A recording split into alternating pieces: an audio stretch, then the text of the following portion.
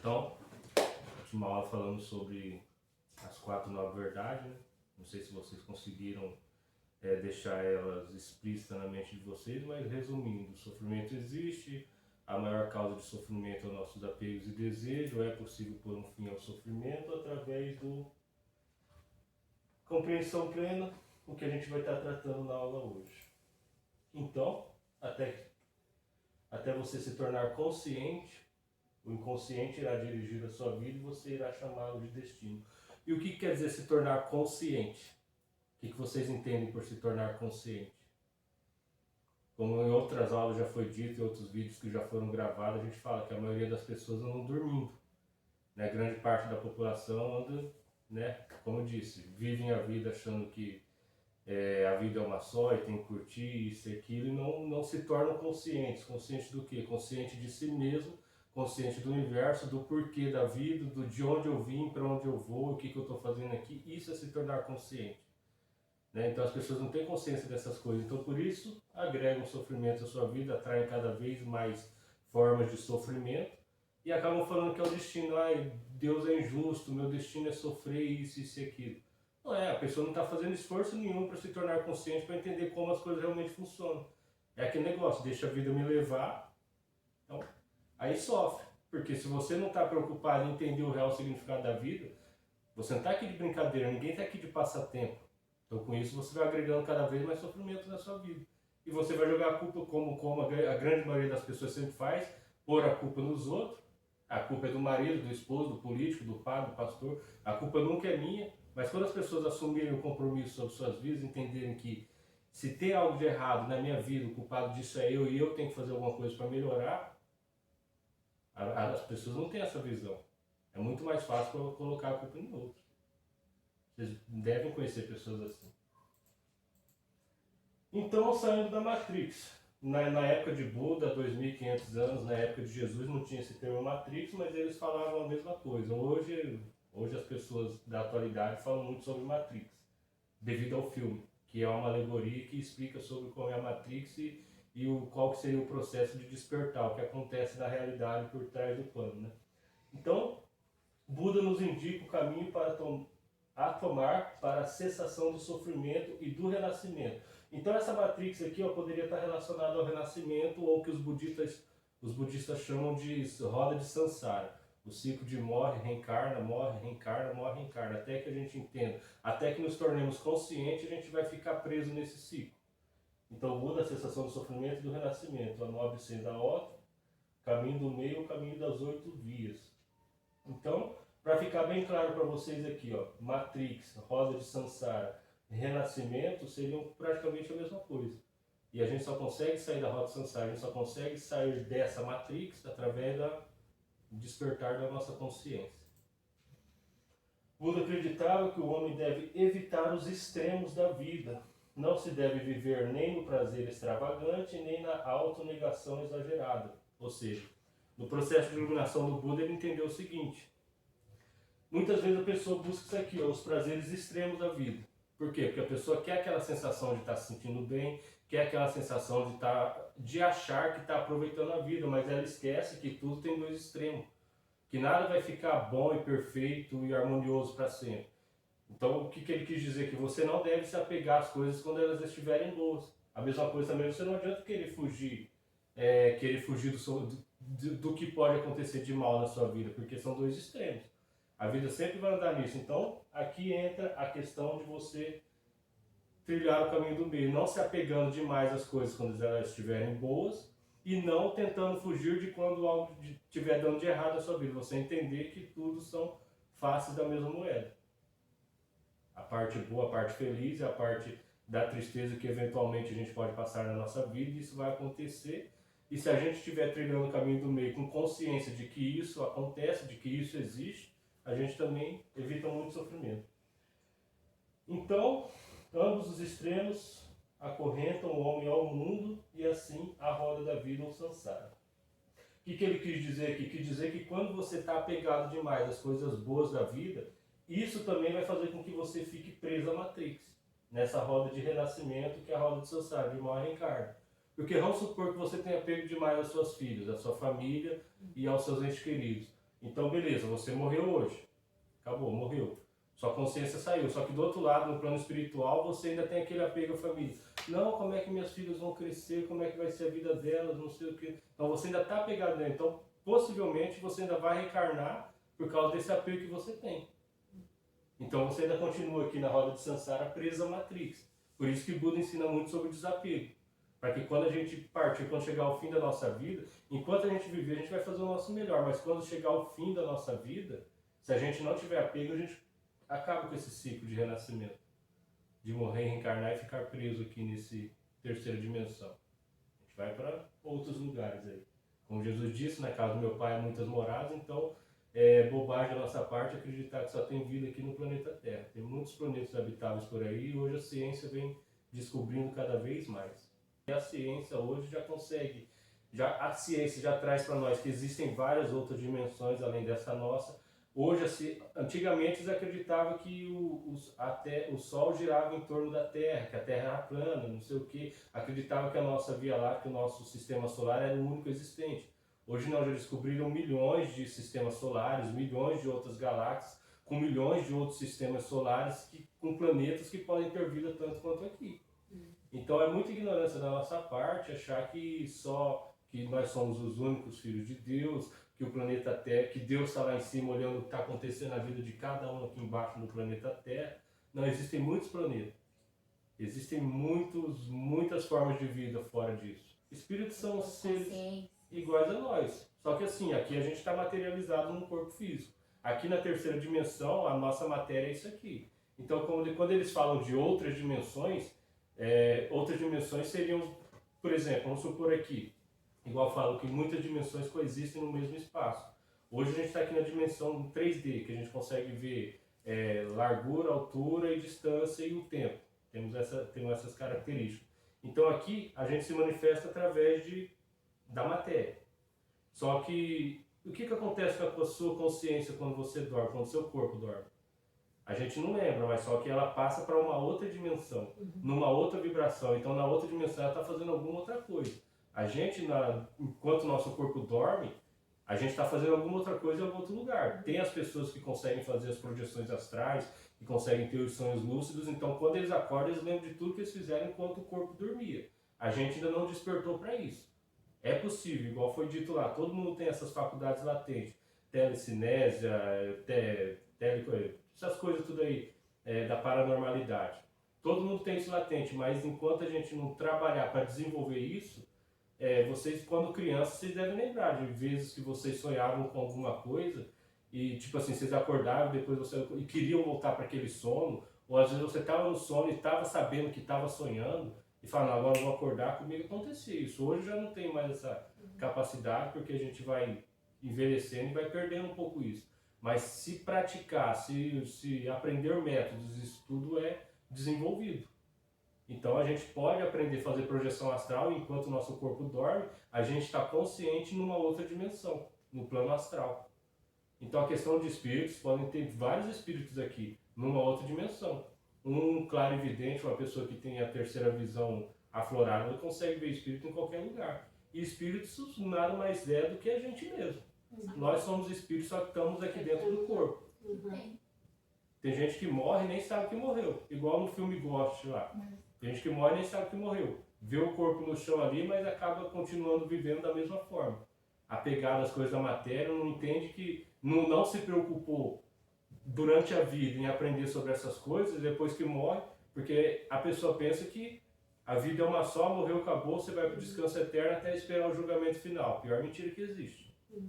Isso aí não faz sentido nenhum. Acreditar nisso aí, desculpe quem acredita, mas não faz muito sentido. Assim, a gente tem o nosso processo evolutivo e depois que você morre, você não vai ficar... Bom, se você estiver preso na roda de Sansara, preocupado com seus familiares, você vai continuar preso aqui. Já ouvi histórias de pessoas que morreram e foram no cemitério e ficaram lá na tumba, lá, apegado ao corpo enquanto morreram. Já ouvi histórias de pessoas que morreram e ficaram naquele lugar ali porque não entendeu o que aconteceu. Então tem várias histórias aí que a gente não conhece, mas que faz sentido. Mas eu acredito que não. Eu acredito que pode ser, sei lá, um anjo da guarda, um guardião, um amparador espiritual, sei lá, alguém nesse sentido. quando a gente vai iniciar uma sessão de reiki, a gente, por estar trabalhando com luz, com energia, uma energia de luz, uma energia sagrada, a gente tem que entender que isso é uma hierarquia. Não é uma coisa que eu inventei e dei para você, não. Isso aqui já vem de milhares e milhares de anos atrás. Então, a gente hoje trabalha com isso, a gente hoje consegue manifestar isso, mas tem quem é responsável por isso. Tem outras pessoas que auxiliam nesse trabalho. E os trabalhadores da luz do plano astral, a gente não vê muitas pessoas fazendo isso por aí. Então, quando um ou outro está fazendo, eles acabam vindo presenciar até pela questão dos negativos. Porque vocês têm que entender que tem os espíritos de luz e tem espíritos negativos. Então, muita gente vai iniciar uma sessão de reiki ou uma aula igual essa daqui, então a gente pode estar sendo amparado por algum de luz para evitar que algum negativo venha atrapalhar. Na verdade, isso é quando a gente acessa o futuro, né? Quando a gente vai no astral, e no astral não existe passado, presente e futuro. Lá é uma linha só. Então, muitas das coisas que vai acontecer, ou que já aconteceu com a gente, às vezes em sonho a gente consegue acessar isso. É aquele tal do déjà vu também. Você acorda e tá, eu já vi isso, parece que isso já aconteceu, você viu isso no astral. Também tem uma coisa chamada registros acásticos. O que são registros acásticos? É como se fosse uma biblioteca universal a nível espiritual, que a gente não vai ver fisicamente, a nível espiritual, onde todas as suas informações de vidas anteriores existem, então tudo é armazenado lá. Na Bíblia fala sobre o livro da vida, né, que fica registrado tudo que você já fez, mas o nome disso é registros acásticos. Registra tudo que você fez em todas as suas outras existências. E nesses registros acásticos tem informações de tudo que já aconteceu, acontece e que ainda vai acontecer. É uma grande biblioteca universal a nível espiritual, que a gente não tem acesso assim ao físico, só que pessoas iluminadas, despertas, conscientes, que conseguem fazer projeção astral, muitas vezes conseguem ir nessas bibliotecas estudar. Então, muitas vezes o déjà vu, isso aí de você sonhar e depois acontecer, foi quando você conseguiu acesso a algum arquivo desse. Então, ambos os extremos acorrentam o homem ao mundo, e assim a roda da vida, a roda de Sansara. Gente, a gente está no mundo e a gente tem que ver o mundo como uma escola, como uma fonte de aprendizado. A gente vai se relacionar com várias outras pessoas, igual da outra vez que eu falei com você, que eu falei na aula aqui sobre talvez no passado a gente ter feito mal para alguém e a gente reencarnar agora para pagar aquele mal e tal, você se emocionou tudo. Só que o mundo é feito para a gente ter esses aprendizados, para a gente, né, cada vez mais tentar desenvolver e evoluir as nossas fragilidades, as nossas imperfeições, para que a gente se torne cada vez melhor e com isso a gente possa evoluir cada vez mais. E ficar preso ao planeta Terra, que é a terceira dimensão, é uma questão hoje é uma questão da pessoa querer. Porque hoje você tem um conhecimento na palma da mão, hoje você pode saber sobre qualquer assunto. Esse conhecimento hoje, há 15, 20 anos atrás, não era tão fácil de você ter acesso, hoje já tem. Então, quando a gente aprofunda nesse mundo, nesse tipo de estudo, a gente só vai ficar preso nisso aqui se quiser. Porque, vocês estão ouvindo o que eu estou falando para vocês aqui agora. Vamos supor que vocês morram hoje, agora aí, caiu morto. Sua consciência vai estar lembrando de tudo. Poxa, o Thiago falou que era mais ou menos assim. Até por isso essas aulas, porque talvez se não fosse através de mim, talvez vocês nunca ouviriam falar sobre isso, talvez vocês nunca iriam ouvir falar sobre Buda. Então, se acontece de vocês morrerem agora, vocês já têm consciência disso. Então, vocês do outro lado, no astral, vocês já não vão estar mais tão desamparados. Já vão ter um pouco mais de consciência. Então, eu tenho que, sei lá, vou aguardar agora aqui, talvez venha o meu anjo da guarda, você chama pelo seu anjo da guarda. A gente nunca está desamparado, né? Só que às vezes a gente não convoca. Os anjos não são igual aos demônios. O demônio entra na sua vida ali e não quer nem saber e te destrói.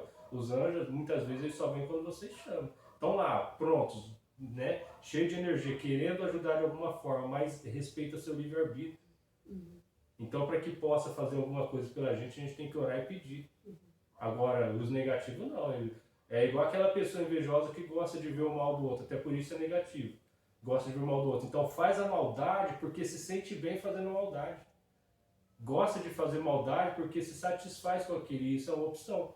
A mesma forma como você tem a opção de escolher fazer o bem, você tem a opção de escolher fazer o mal. E escolher fazer o bem muitas vezes é difícil, fazer o mal é mais fácil. Isso aqui que vocês têm que entender. O sistema é feito para que vocês se mantenham assim. Facebook, WhatsApp, Instagram, mídias sociais, o que eles disputam no mundo online é a sua atenção, o seu tempo. Eles são programados para fazer com que você fique faça uso deles pelo máximo de tempo possível. Pelo máximo de tempo possível, porque eles precisam manter a sua atenção presa. E quando a sua atenção está presa nessas mídias sociais, o que acontece? Você não consegue ter tempo para pensar em outras coisas. Né? Então isso vai ser muito individual, a pessoa vai ter que fazer esse esforço por si. Só que assim, mídias sociais, Facebook, eles têm seus lados positivos. Então aqui entra o que o Buda falou, ó, da gente saber trilhar o caminho do meio, a gente saber usar essas coisas com sabedoria, saber usar, não ser usado por elas. Não ser usado, porque se você deixa o celular assim, ó, ele dá uma vibradinha ou ele aparece alguma coisa, uma notificação, isso já tira seu foco. Você já fica querendo ver quem foi que mandou alguma coisa. Então muitas vezes a gente tem que desligar o Wi-Fi e largar o celular de lado. Já tem até estudos, as grandes universidades já até pesquisam a questão do prejuízo que um celular traz para você no seu trabalho, nos seus estudos. Se você está trabalhando, o celular está do seu lado, você não rende tanto quanto se você deixar seu celular guardado no armário lá fora. Porque, como eu disse, uma notificação, uma vibradinha que ele dá, qualquer coisa que ele faz, já desperta um mecanismo no seu cérebro que você já fica curioso para ir saber o que é. Então, você tem que ser seleto. Tem que ser seleto, tem que ter essa seleção. E essa prioridade de saber usar as ferramentas, não ser usado por elas. Vou ter sabedoria para trilhar o caminho do meio, isso aqui é necessário, eu estou aqui na terceira dimensão, estou aqui no planeta Terra, eu preciso estudar, eu preciso trabalhar, eu preciso pagar conta, mas eu também preciso aprender outras coisas, eu também preciso entender como isso aqui funciona.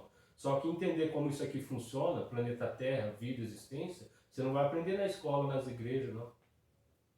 Infelizmente não vai, isso aí você vai ter que aprofundar um pouco mais ou procurar pessoas que falem sobre isso. Graças a Deus hoje tem muitas. Embora a gente não conheça tanto, mas se você for pesquisar, tem muitas pessoas que falam. Muito mais do que antigamente. E como eu disse, hoje você tem toda a informação na palma da sua mão. Então se eu falo sobre Buda, você pode pegar o celular e pesquisar sobre Buda, você vai ter todas as informações sobre Buda necessárias. Né? Mas cadê a minha curiosidade, cadê a minha vontade de fazer isso? Muitas vezes a gente deixa a desejar também. Então a gente tinha que se policiar e fazer esse esforço para tentar evoluir. Porque o sistema não te quer evoluindo. A Matrix não te quer desenvolvendo. A faculdade que você faz, ela te programa para ser um empregado. A faculdade não vai te ensinar sobre isso daqui. A faculdade não vai te ensinar como... Não vai, porque o sistema precisa que você se mantenha preso nele. A roda de Sansara, se você sai dela, não vou falar que ela para de funcionar, porque tem uns saindo e outros entrando. Só que assim, a missão de quem está despertando, de quem está se desenvolvendo, de quem entende isso daqui, a missão é falar. Tem que ser dito. Né? Talvez eu fale aí para 1000 pessoas, uma ou duas entendam. Aí depois essa uma ou duas vem e fala também, mais uma ou duas, então é um trabalho de formiga. Até que o nosso planeta se torne, como Jesus disse lá, o paraíso na Terra. Infelizmente vai tempo. Mas precisa de pessoas dispostas a estarem fazendo isso. O Jordano Bruno foi queimado, Jesus foi crucificado, Pedro foi crucificado de cabeça para baixo. Então todas as pessoas que vão contra a Matrix acabam sofrendo as consequências. Antigamente era assim, hoje eu não sei como que eles fariam, mas fazem cair no descrédito. Nikola Tesla, talvez vocês nunca ouviram falar, foi o cara que entendeu sobre energia a nível quântico.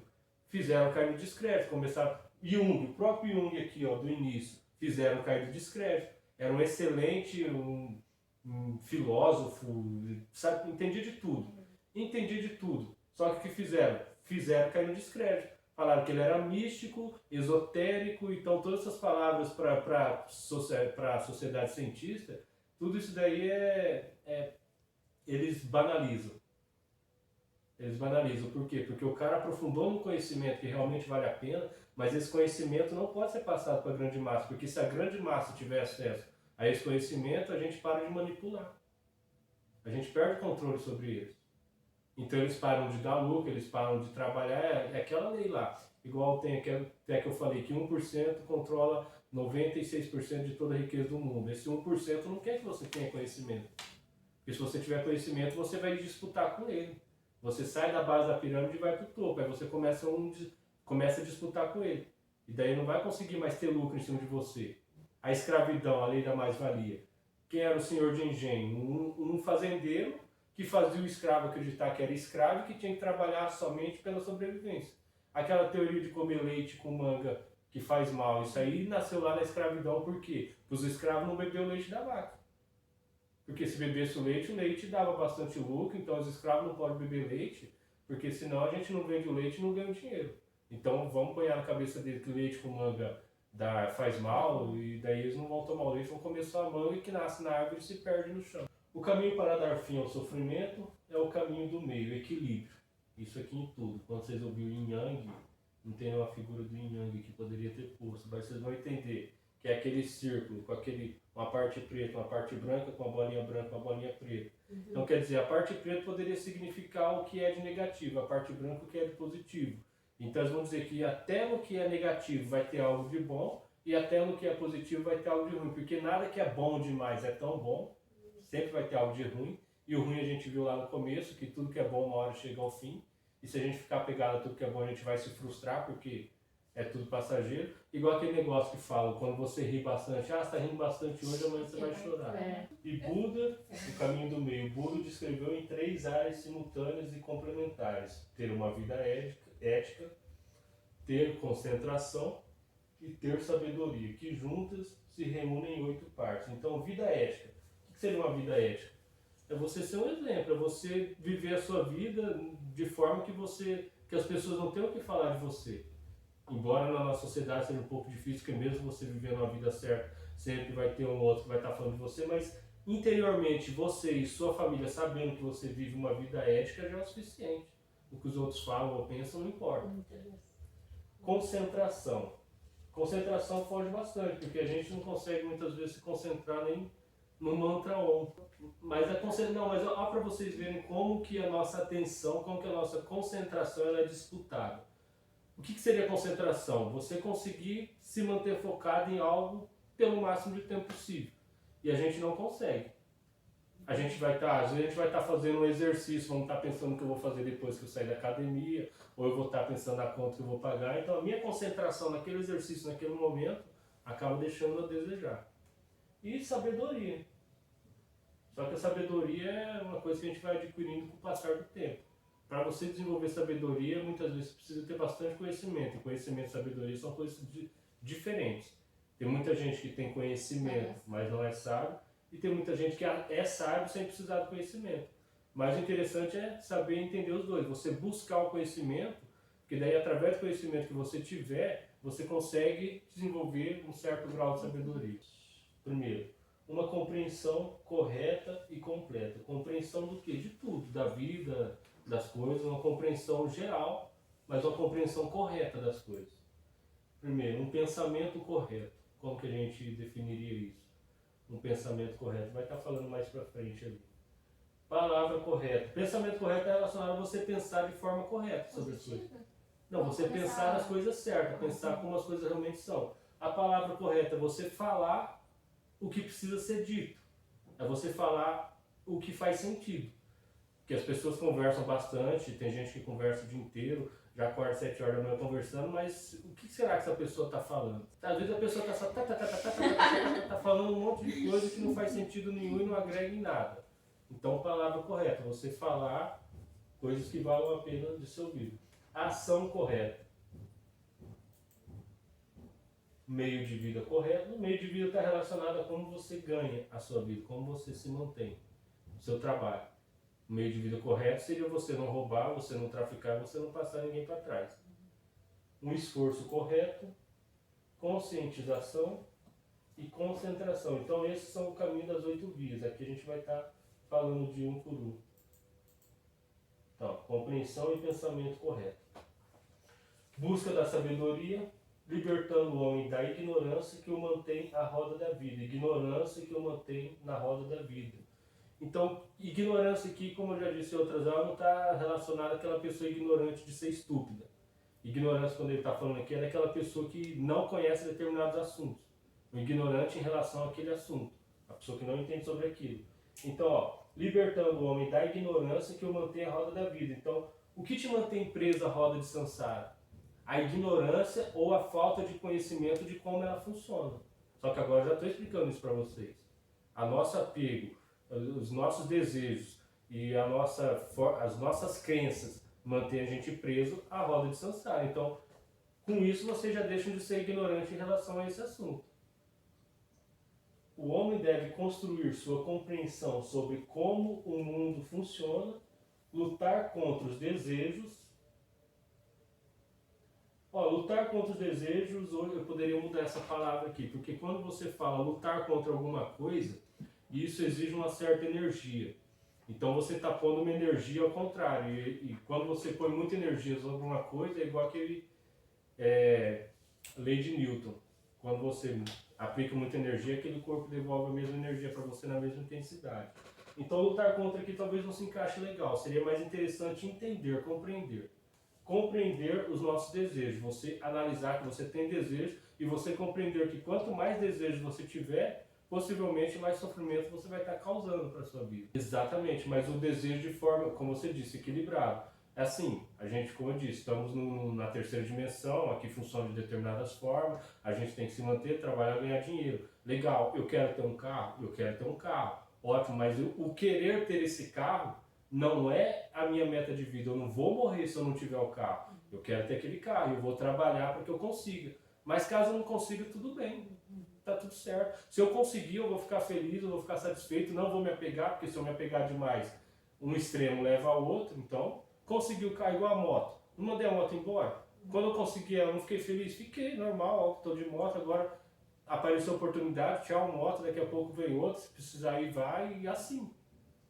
Entendeu? Então, querer ter é interessante, a gente precisa ter, porque a gente está na vida, a gente não vai fazer igual um monge. Antigamente os monges abandonavam tudo, iam para o mosteiro e tal, não queriam ter nada. Hoje a gente não precisa mais fazer igual a eles, a gente pode viver a nossa vida consciente, podemos querer ter as coisas que a gente gostaria de ter, mas a sabedoria está no caminho do meio, no equilíbrio e não se apegar àquilo. Né? Porque senão a sua vida não tem sentido. E no fim das contas acaba não tendo mesmo, porque qual que é o sentido da vida? Se for analisar lá no fundo de pano, o sentido da vida é evolução. Só que enquanto você está vivo, você pode ter carro, casa, apartamento, pode ter tudo. Só que isso não pode ser, como eu poderia dizer para você, isso não pode ser a sua meta principal de vida. Você pode ter tudo isso, você deve ter tudo isso. Mas o mais interessante que você pudesse ter como meta principal de vida seria o autoconhecimento. Seria sair do ciclo de samsara, seria você entender o que ele disse aqui, ó. Construir uma compreensão sobre o mundo, sobre como o mundo funciona. Lutar contra os desejos, evitar sentimentos que causam sofrimento. Sentimentos que causam sofrimento. Ódio, luxúria. O que é luxúria? O que vocês entendem por luxúria? Aquelas pessoas vaidosas que quanto mais tem, mais querem. Querem ter carrão, querem... Vou usar isso aqui. Querem pôr silicone, se achar gostosona nas redes sociais, ficar mostrando a bunda para ganhar curtida. Isso é luxúria. É pecado, não é errado a pessoa pôr o silicone, mas até que ponto isso é algo normal para você, ou até que ponto isso é uma luxúria sua? Porque, como falou dos 7 pecados capitais, a luxúria está incluída nele. Então, se você tem luxúria, você pode ter luxúria. Você pode ter ódio, você pode ter o que você quiser, mas você pode entender que através do seu ódio, da sua luxúria, você vai estar causando mais sofrimento na sua vida, e esse sofrimento que você mesmo está causando na sua vida vai te manter mais preso ainda na roda de samsara, na Matrix. É uma questão de livre-arbítrio, a gente respeita isso. Você tem escolha, você pode escolher, é a sua vida. É o que a maioria faz. Só que será que eles estão ouvindo falar sobre isso? Será que eles querem ouvir falar sobre isso? Não, porque eles Por que tiraram a reencarnação da Bíblia? Porque eles querem caçar. Por que tiraram a reencarnação da Bíblia? Deixa eu contar essa história para vocês também. Então, até determinado tempo na nossa Bíblia tinham livros que falavam sobre reencarnação. Até 563, alguma coisa assim. Não lembro a data precisa. Mas acontece que daí tinha lá um governador, um imperador, não lembro direito quem que era, mas ele controlava muita coisa naquela época. E ele se relacionou com uma mulher que era dona de prostíbulo. Era dono de zona. E daí, quando ele se relacionou com ela dentro da zona, ele casou com ela e levou ela para o palácio. Só que o que aconteceu? Ela começou a ouvir falar sobre reencarnação e aquilo começou a incomodar ela, porque se eu era mulher da vida, não sei o quê, e sem falar que ela tinha mandado matar umas 30 das que trabalhavam para ela, porque ela não queria que ninguém soubesse que ela tinha vindo da zona. Vamos usar essa palavra já, mandou matar. Então ela ouviu falar sobre reencarnação. Não, pode tirar isso daí, eu não concordo com isso não. E ela era mulher do imperador, o imperador tinha poder, então mandou tirar os livros da Bíblia onde falavam sobre reencarnação. Então essa história você não ouve falar, mas se você for pesquisar, você vai ver as pessoas falando. Que a Bíblia que a reencarnação foi tirada da Bíblia em 500 e alguma coisa por essa mulher aí, que manipulou o imperador para que tirasse, porque ela não concordava em saber que todos os pecados, todos os erros que ela tinha cometido, ela teria que reencarnar muitas e muitas vezes para liquidar aquela conta. Então pode tirar isso daí, eu não quero acreditar nisso, tira tudo. Só que ainda assim uma coisa ou outra ficou na Bíblia. Jesus, agora você pegar a Bíblia lá e perguntar. Aí Jesus, os discípulos perguntaram para ele, Senhor, quando há de vir o Elias? Elias era um que tinha vivido bem antes da época de Jesus, né? Um dos sábios tinha vivido antes da época de Jesus. E Jesus disse para eles, Elias já veio e vocês não viram, né? Não entenderam. Elias já tinha passado por eles. E Jesus, aí depois eles entenderam, Jesus está falando de João Batista. Então João Batista, que batizou Jesus, era a reencarnação do Elias lá de antigamente, lá do Velho Testamento, né? Tem até a história que fala que o Elias do Velho Testamento, muitas pessoas que não concordavam, ele mandava decapitar, cortava a cabeça das pessoas, e João Batista, que era a reencarnação de Elias, a morte dele diz que foi uma rainha que pediu para o rei que mandasse cortar a cabeça dele e entregasse na bandeja. Então aqui a gente consegue ver a lei do karma. Lá atrás Elias decapitava as pessoas, aqui na frente João Batista, que é a reencarnação de Elias, morreu com a cabeça cortada. E entre outras coisas que se a gente for aprofundar dá para ver mais, pega assim nas entrelinhas. Mas tem que estar muito consciente para entender. Porque você pode ler a Bíblia como um livro de historinha, ou você pode entender o contexto principal por trás dela. Onde está inserido. Pega os pastores, por exemplo.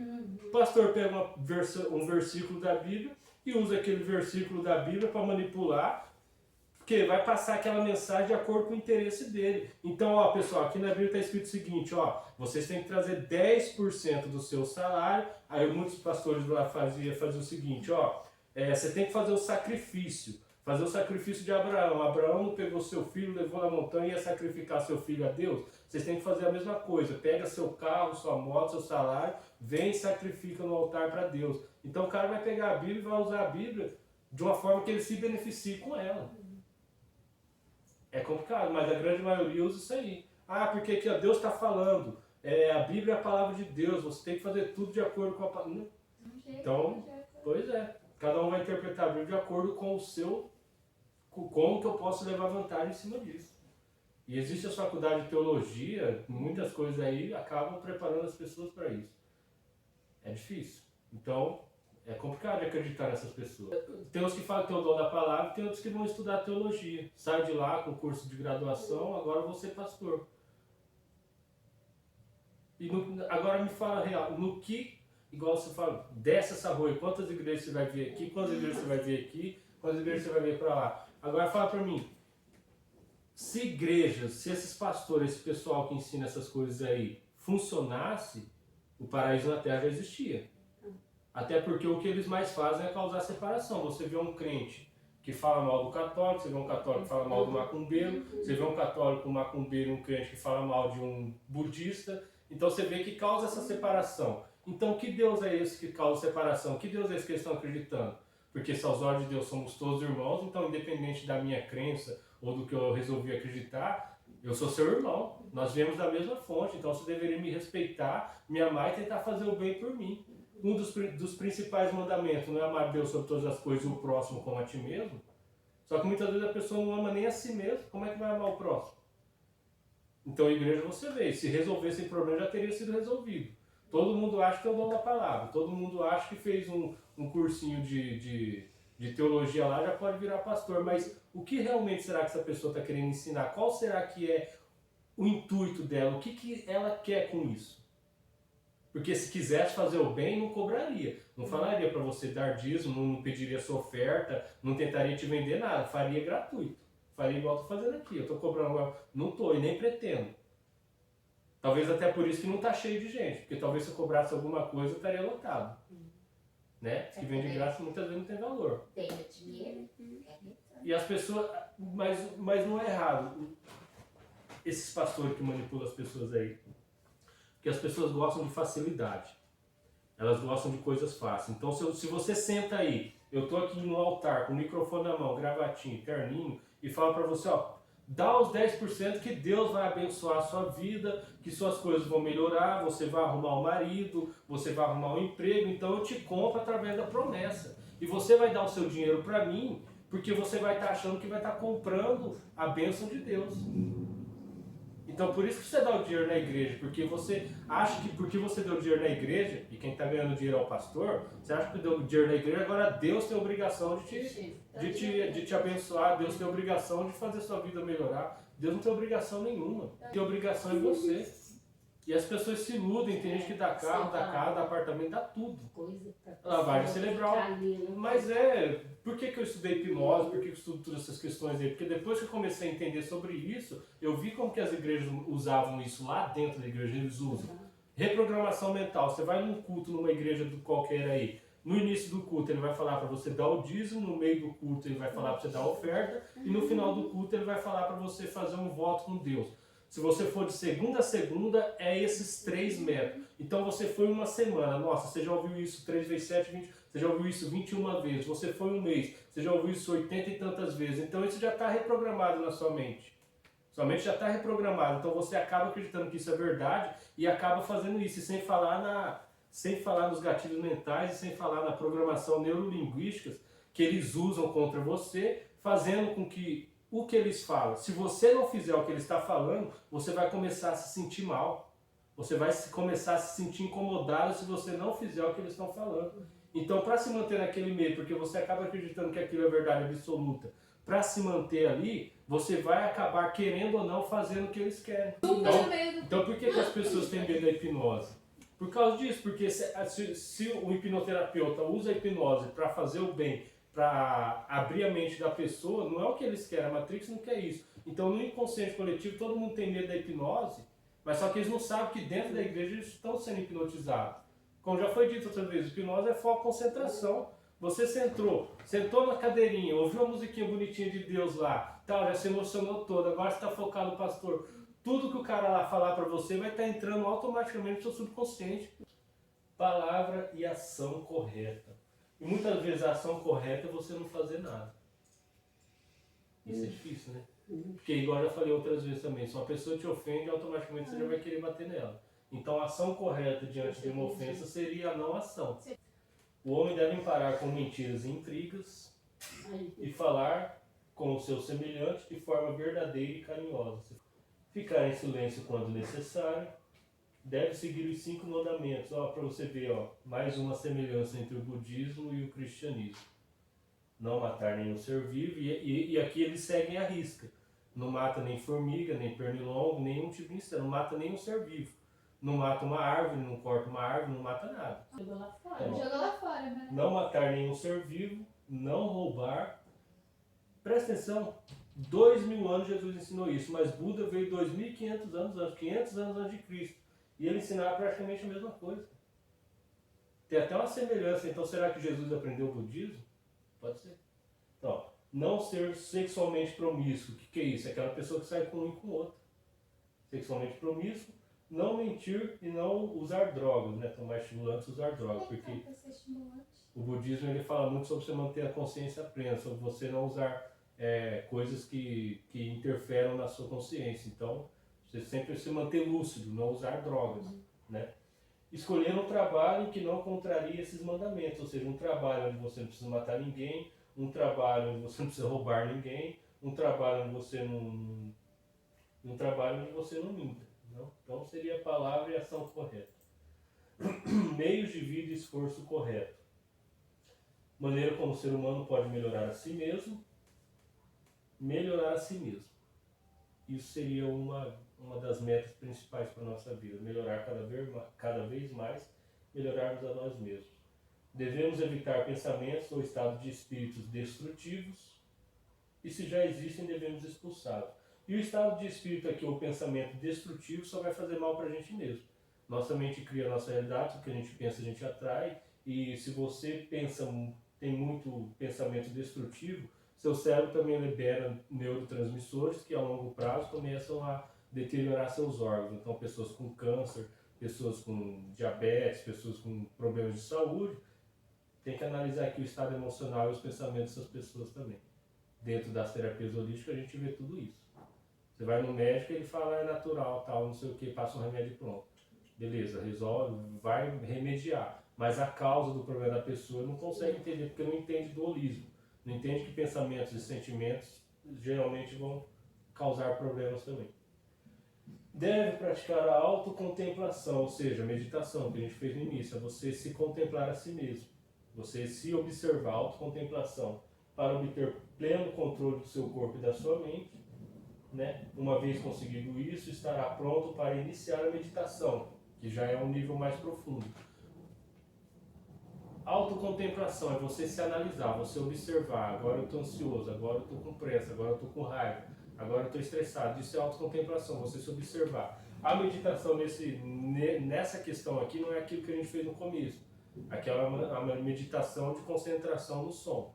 É um tipo de meditação que vai preparar a gente para um outro tipo de meditação que é mais profundo, que é aquele tipo de meditação que eles falam sobre o Nirvana, que é o tipo de meditação onde você consegue sair da mente, onde você não tem mais pensamento, sua mente ela fica neutra, que já é uma meditação mais profunda e mais avançada que a gente acaba levando um pouco mais de tempo para desenvolver, um pouco mais difícil. E através da meditação podemos atingir a plena iluminação, libertando-nos da lei do karma, o que significa que não iremos mais renascer.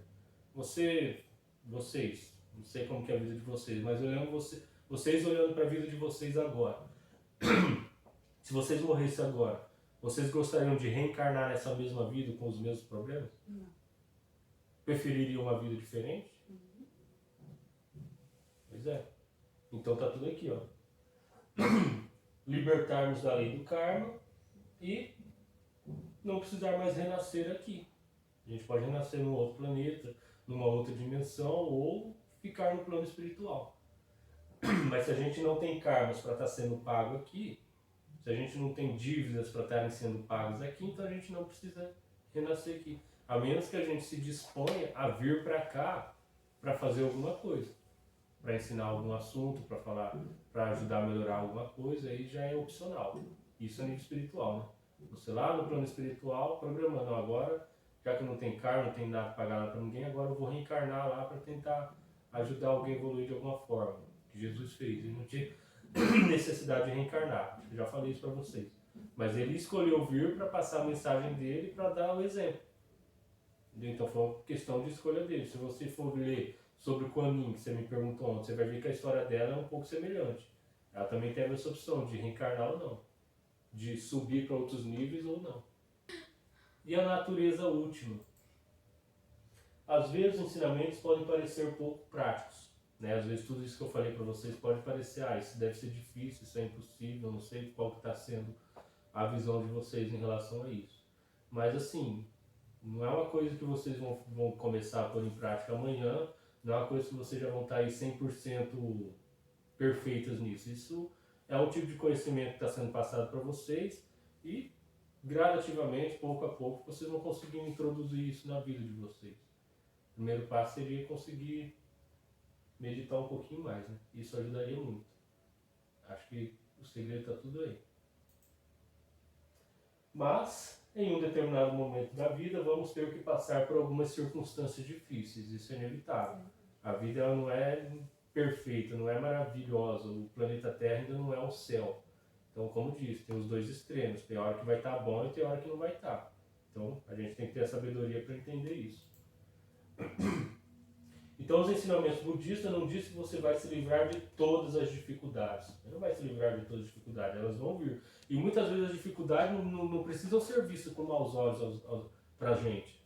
Muitas vezes uma dificuldade que a gente passa, ela serve como uma forma da gente evoluir. Talvez se nós não tivéssemos sofrido tudo que nós já sofremos, nós não seríamos as pessoas que somos.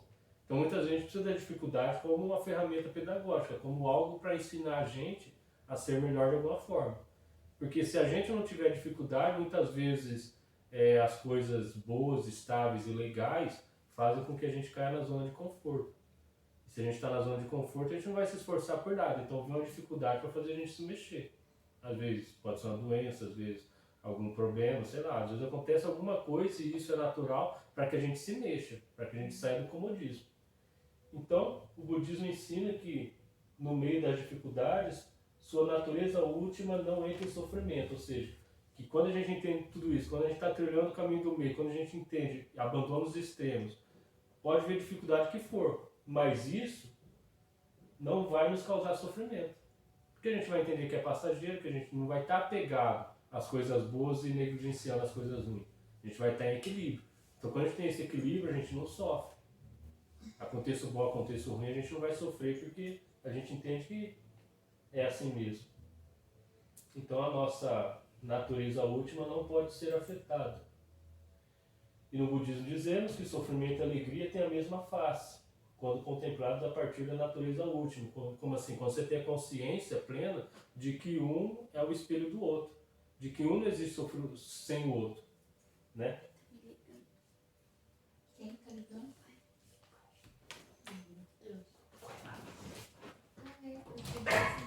Talvez ele estava na frente já. Né?